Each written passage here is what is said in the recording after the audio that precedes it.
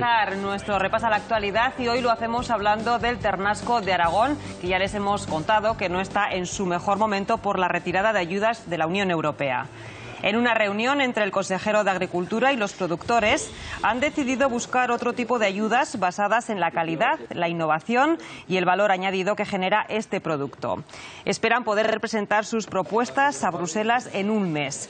Y ante esta situación, nosotros hemos querido acercarnos hasta el mercado para saber cómo van las ventas del ternasco de denominación de origen y si los consumidores apuestan o no por esta carne.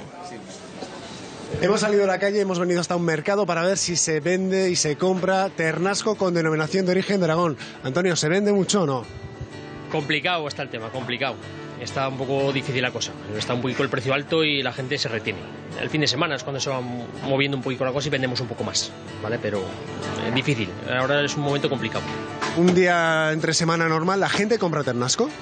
Entre semanas es un poco complicado. Sube la venta el fin de semana. El fin de semana es cuando pues hacen barbacoas, se juntan pues o matrimonios o familias, y se tira más del asado. El fin de semana. O sea, para celebraciones.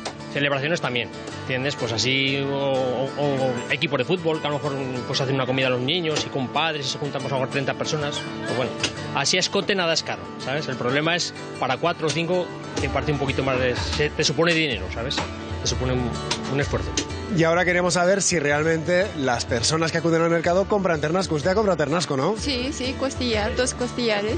¿Y para qué es? ¿Para alguna celebración? Sí, para una celebración, sí. Todos los fines de semana compro. ¿Los fines de semana? ¿Por qué? ¿Por alguna razón en especial? No, si estamos mi marido y solo yo. Ahora esa es la única que me la llevo y luego entre semana voy gastando. Hombre, el precio es más caro, pero la calidad y el sabor lo nota. Yo, la verdad, intento comprarlo cuando está de oferta, que tiene ofertas. Pero cuando vienen los chicos, naturalmente que sí. ¿Cuándo se lo comen? ¿El fin de semana o entre semana? Pues para el fin de semana, que es cuando más estamos en casa todos. Pues ya lo ven, en este mercado al menos se vende y se compra ternasco.